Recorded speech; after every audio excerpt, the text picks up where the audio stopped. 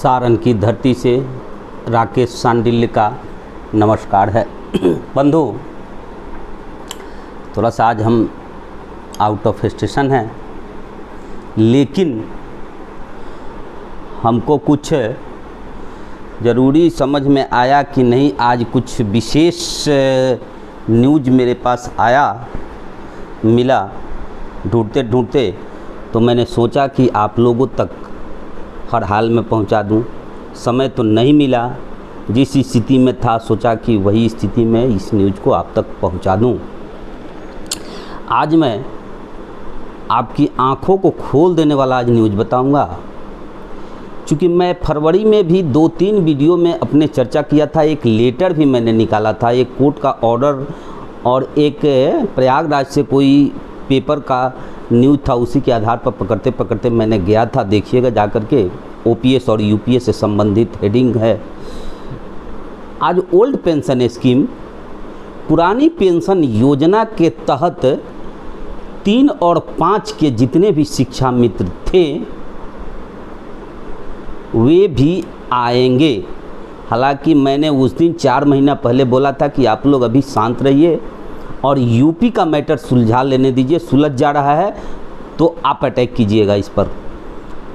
तो इत्तेफाक से अभी पिछले वीडियो में मैंने दिखाया, या आज भी दिखा देता हूं, अयोध्या से जो लेटर निकला हुआ है उस पर मैंने गहन अध्ययन करते करते पहुंचा तो आपके काम के लायक चीज़ हमको मिला। आपके बिहार में भी प्रबल दावेदारी बनती है कि नियोजित शिक्षक जो 3-5 के बहाल हैं, खासकर 3-5 के, वे ओपीएस के दायरा में आ जाएंगे। मैं यही आशा करता हूँ। 99%, 10% संभावनाएं गलत हो सकती हैं हमारी, लेकिन 90% मेरी संभावनाएं हैं कि आप लोग हर हाल में आ जाएंगे। तो आइए सबसे पहले तो आपको अयोध्या वाला ये पेपर मैं दिखा देता हूं, जिसको पिछले दिन भी मैं दिखाया था।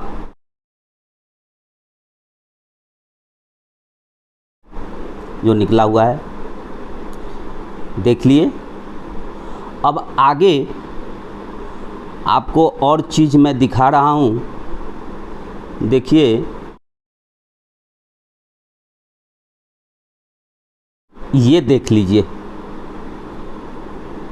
ये वही पेपर है जो प्रयागराज से निकला हुआ था, जिसके आधार पर फरवरी में मैंने ढूंढते ढूंढते गया था तो न्यूज़ बनाया था, और आज पुनः उस पेपर पर मेरा नज़र गया। देख लीजिए।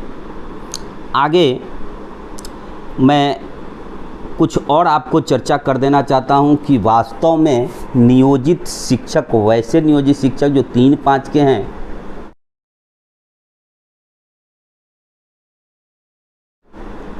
वे बचे कितने हैं और वे नियुक्त कितने हुए थे, उनकी स्थिति क्या है। चूँकि बहुत से लोग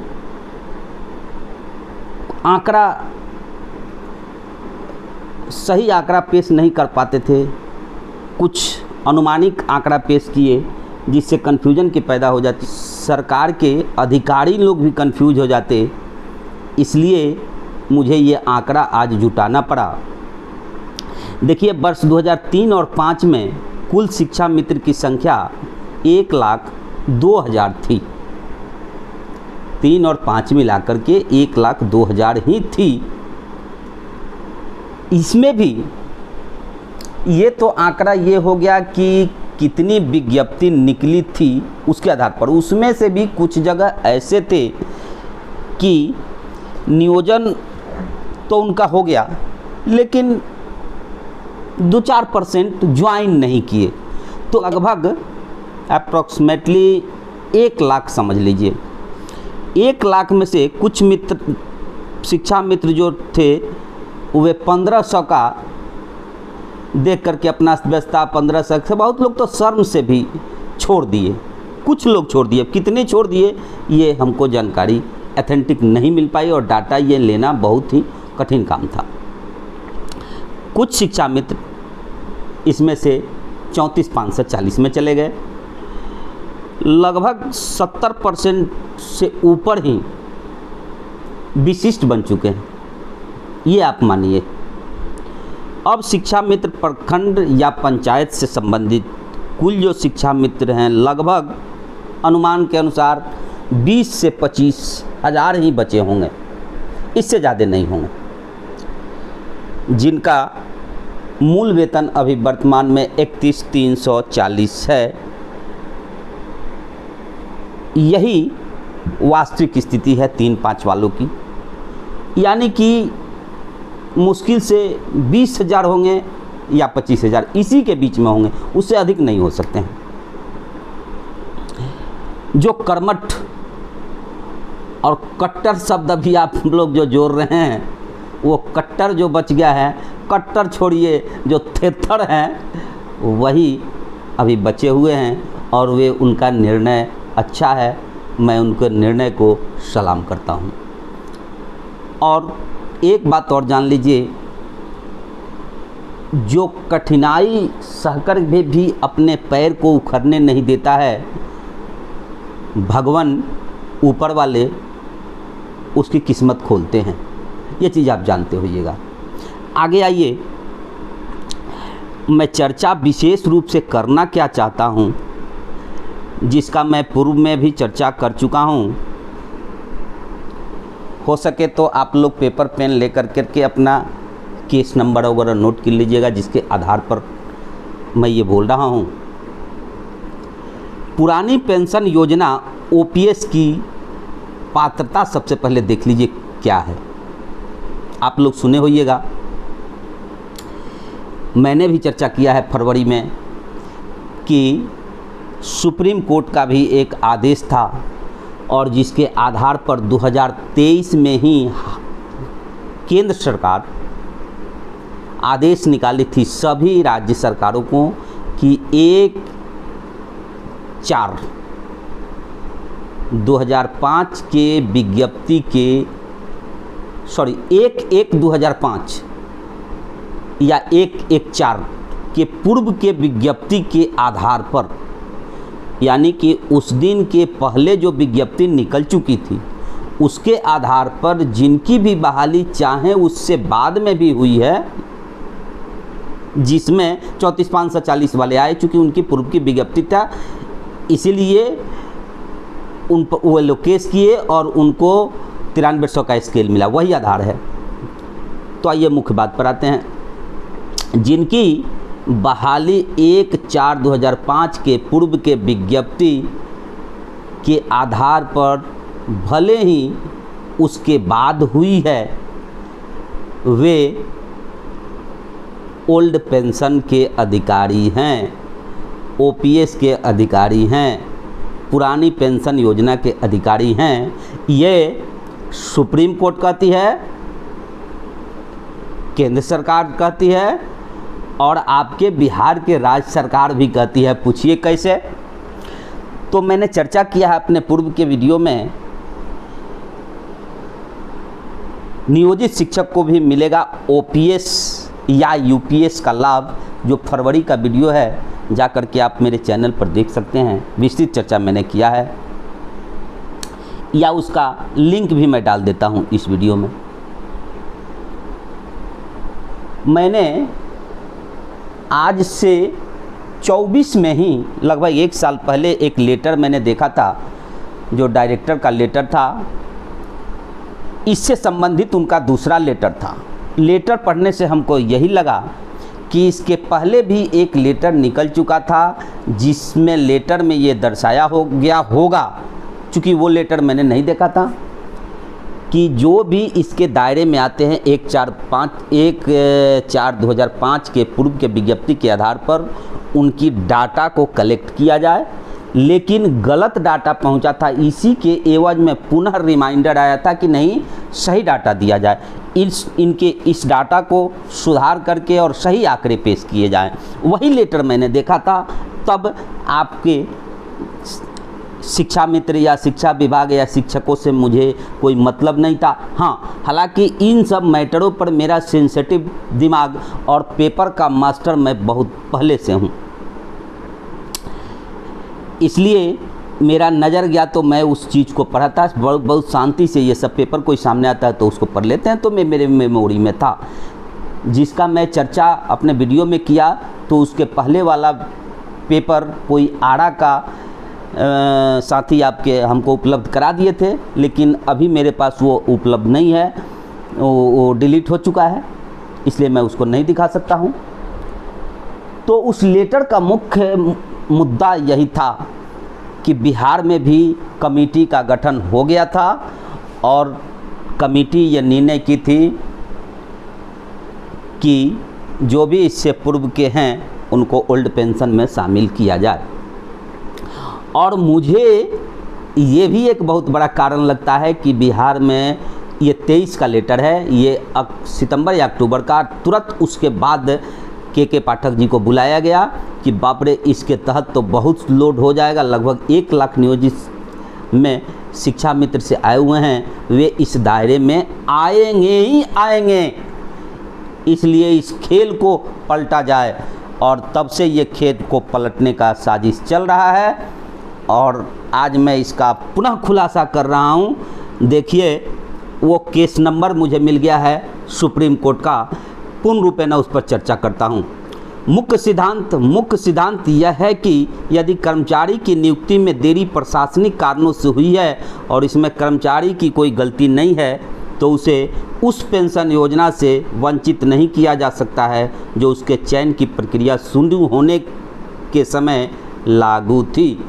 कह रहा है कि भले ही हटा दिया गया ओपीएस, उसके बाद उनकी नियुक्ति हुई, लेकिन उसके पहले से चयन प्रक्रिया शुरू थी, यानी विज्ञप्ति निकल गई थी, तो उनको उस पेंशन से वंचित नहीं किया जा सकता। जब विज्ञप्ति निकली हुई थी उस समय पेंशन जो लागू था उससे वंचित नहीं किया जा सकता है।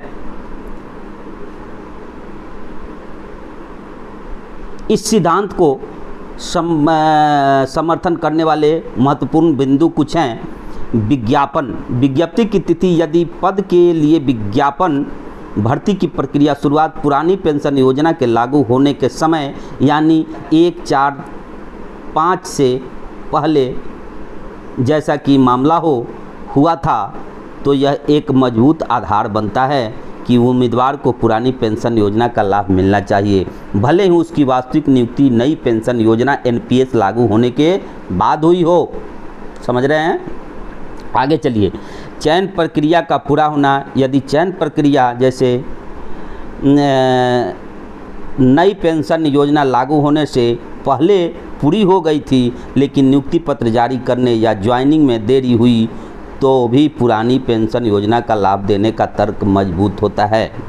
प्रशासनिक देरी, न्यायालय ने बार बार जोर दिया है कि कर्मचारी को प्रशासनिक देरी का खामियाजा नहीं भुगतना चाहिए। कहा कि कर्मचारी इसका लॉस नहीं सहेगा प्रशासन के द्वारा अगर देरी की गई है तो। यदि सरकार या संबंधित विभाग की ओर से नियुक्ति प्रक्रिया पूरी करने में देरी हुई है तो इसका असर कर्मचारी के पेंशन लाभों पर नहीं पड़ना चाहिए। आगे हैं संबंधित सुप्रीम कोर्ट उच्च न्यायालय के आदेश का सारांश। देखिए मुख्य बिंदु यहीं से शुरू हो रहा है। डीओपी एंड पीडब्ल्यू कार्यालय ज्ञापांग ओएमएस दिनांक 17/2/20 और 25/6/20 ये केंद्रीय सरकार के कर्मचारियों के लिए स्पष्ट करते हैं कि यदि चयन प्रक्रिया 1/1/4 से पहले पूरी हो गई थी लेकिन नियुक्ति 1/1/4 को या उसके बाद हुई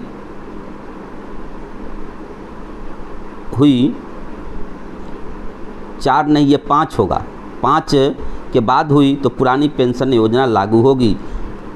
यह एक सीधा साधा उदाहरण है कि सरकार भी इस सिद्धांत को मानती है। सुप्रीम कोर्ट के निर्णय जैसे सिविल अपीलीय संख्या 31/55/2023, नोट कर लीजिएगा, 28 अप्रैल 2023 को यह निर्णय आया था। सुप्रीम कोर्ट ने स्पष्ट किया कि यदि नियुक्ति में देरी राज्य के कारण हुई है तो कर्मचारी को उनके पेंशन योजना का सदस्य बनने के अधिकार से वंचित नहीं किया जा सकता, भले ही योजना उनके नियुक्ति वर्ष में लागू न हुई हो। यह विशेष रूप से उन मामलों पर लागू होता है जहां चयन पहले हो गया था लेकिन नियुक्ति प्रशासनिक देरी के कारण हुई। चयन या विज्ञप्ति दोनों एक ही बात हुई। विभिन्न उच्च न्यायालय के निर्णय, हाई कोर्ट का कहीं फैसला देखिए, दिल्ली उच्च न्यायालय और इलाहाबाद उच्च न्यायालय जैसे कई उच्च न्यायालयों ने परमानंद यादव बनाम भारत संघ, राजेंद्र सिंह बनाम भारत संघ, महेश नारायण अन्य बनाम उत्तर प्रदेश राज्य, रवि राज और अन्य बनाम उत्तर प्रदेश राज्य और उत्तर प्रदेश लेखापाल संघ बनाम उत्तर प्रदेश राज्य जैसे मामलों में उन कर्मचारियों को पुरानी पेंशन का लाभ दिया है जिनकी चयन प्रक्रिया या विज्ञापन पुरानी पेंशन योजना के समय था।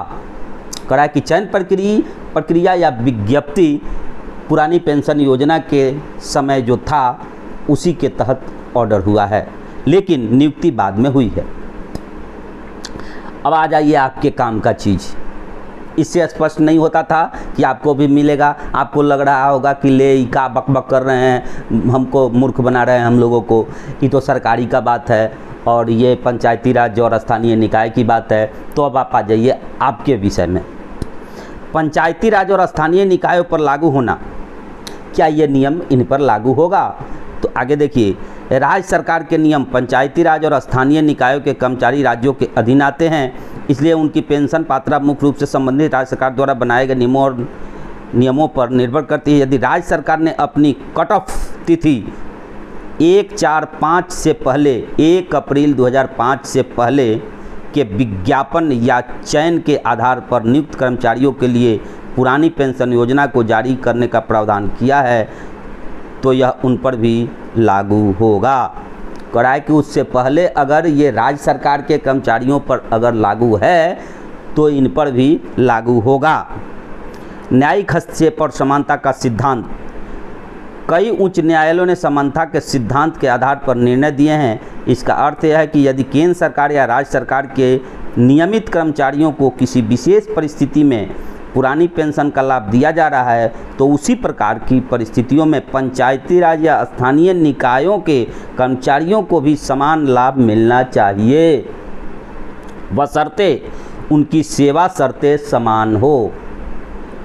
सेवा शर्त तो समान नहीं है, लेकिन आपके 2020 नियमावली में एक चीज़ जिक्र जरूर है कि राजकर्मी के अनुसार सारी सुविधाएं आपको प्राप्य होगी। जो 2020 नियमावली में ये तर्क दिया हुआ है और यही पॉइंट है कि कह रहा है कि आपका नियमावली एक तो नहीं है, उनका अलग है आपका अलग है, लेकिन आप में ये एक क्लू जरूर है कि आपको सारी सुविधाएं उनके अनुसार प्राप्य होगी, देय होगा। यहीं जाकर के सरकार फंस जा रही थी, जिससे आपको सक्षमता का खेल खेली। न्यायालय अक्सर यह देखते हैं कि क्या नियुक्ति में देरी का कारण कर्मचारी की गलती थी या प्रशासनिक देरी। यदि देरी प्रशासनिक थी तो कर्मचारी को उनके पेंशन लाभों से वंचित नहीं किया जा सकता। अब आ जाइए, इलाहाबाद उच्च न्यायालय के मामले हैं। एक उत्तर प्रदेश लेखापाल संघ जैसे मामले जहां लेखापालों के चयन की प्रक्रिया 1/4/5 से पहले पूरी हो गई थी, लेकिन उनकी नियुक्ति बाद में हुई। इलाहाबाद उच्च न्यायालय ने उन्हें पुरानी पेंशन योजना का विकल्प चुनने की अनुमति दी। यह मामला सीधे पंचायती राज या स्थानीय निकाय से संबंधित न होते हुए भी यह दर्शाता है कि न्यायिक दृष्टिकोण चयन की तिथि को महत्वपूर्ण मानता है, न कि नियुक्ति की तिथि को। कई राज्यों में स्थानीय निकायों और पंचायती राज संस्थानों के कर्मचारियों की पेंशन योजनाएं राज्य सरकार के पेंशन नियमों से जुड़ी होती है। ऐसे में यदि राज्य सरकार अपने स्वयं के कर्मचारियों के लिए पुरानी पेंशन योजना के संबंध में कोई रियायत देती है तो यह पंचायती राज और स्थानीय निकाय के कर्मचारियों पर भी लागू हो सकती है। आगे चलिए, विशिष्ट राज्य के नियम और मुकदमे। यह महत्वपूर्ण है कि आप जिस राज्य के कर्मचारी हैं उस राज्य के विशिष्ट पेंशन नियमों और उस राज्य के उच्च न्यायालय द्वारा दिए गए किसी भी संबंधित आदेश की जांच करें। कुछ राज्य सरकारों ने अपने स्तर पर ऐसे कर्मचारियों के लिए पुरानी पेंशन योजना का लाभ देने के लिए नियम बनाए हैं या अदालती आदेशों का पालन किया है। सैद्धांतिक रूप से सुप्रीम कोर्ट और उच्च न्यायालयों द्वारा स्थापित नियम, यदि विज्ञापन या चयन प्रक्रिया पुरानी पेंशन योजना के तहत शुरू हुई थी लेकिन नियुक्ति में देरी प्रशासनिक कारणों से हुई तो पुरानी पेंशन का लाभ मिलना चाहिए। पंचायती राज और स्थानीय निकायों के कर्मचारियों पर भी लागू हो सकता है। हालांकि इसकी अंतिम पुष्टि के लिए आपको अपने राज्य के विशिष्ट पेंशन नियमों और न्यायिक निर्णयों की जांच करनी होगी। यदि आप इस स्थिति में हैं तो संबंधित विभाग से स्पष्टीकरण मांगना या कानूनी सलाहकार लेना सबसे उचित होगा। हर हाल में इस पॉइंट पर आप लोग अपने बढ़िया एडवोकेट से इस पर मंथन कर सकते हैं और इसकी रणनीति बना सकते हैं। ये आपको न्यायालय के द्वारा ही मिलेगा, लेकिन आपका आधार बनता है। आगे एक चीज़ और पिछले दिन मैंने चर्चा किया था कि आप लोग तरह तरह का लुभावना वीडियो का थंबनेल देख करके आप कंफ्यूज हो जाते हैं, कभी इनका कभी उनका कभी उनका। कृपया जिनका भी देखें एक दो बार देख ले कि ये बात अगर बना रहे हैं तो उनके अवॉइड कीजिए, नहीं तो आपका दिमाग घोर माठा हो जाएगा और फिर जहाँ से सोचना शुरू किए थे बैक में वहीं चले जाइएगा। अभी भी इतनी चीज़ें स्पष्ट हो गई, सब लोग जान गया कि विशिष्ट लोग को कुछ नहीं मिलने जा रहा है, न निरंतरता है न पे प्रोटेक्शन है। विधान परिषद में हंगामा हुआ, मंत्री जी ने जवाब दे दिया, एक आश्वासन देने के लिए बोले कि हम इस पर विचार करेंगे, लेकिन चुनावी समय है तो क्या कह दें, एक बार कह दें कि 1 बार हटा के कि नहीं। अरे भाई सबको वोट लेना है, सबके वोट की ज़रूरत है, लेकिन इसके बाद भी मैं ये कह रहा हूँ कि आप लोग कंफ्यूज नहीं होइए। अभी भी बहुत से जगह से ये रिपोर्ट मिल रहा है कि अभी भी लोगों को भरमाया जा रहा है कि अगर आप नहीं परीक्षा दे दिए हैं, ज्वाइन नहीं किए हैं तो आपसे स्पष्टीकरण मांगा जाएगा, आपसे जितना दिन कमाए हैं सबका रिकवरी होगा। ये नियोजित को समझाया जा रहा है, ऐसनो समझने वाला लोग है। इसलिए आप लोग किसी बिंदु पर किसी का भी फिलहाल नहीं सोचिए, किसी का नहीं सुनिए, जो होगा देखा जाएगा। धैर्य रखिए, हिम्मत कीजिएगा, तब कुछ होता है। हालांकि ये मेरा सुझाव है, ये मेरा सुझाव है, करना नहीं करना आप पर निर्भर करता है। मैं किसी को दबाव नहीं दे सकता हूँ। बस आज के लिए इतना ही, फिर कभी मिलेंगे। नमस्कार।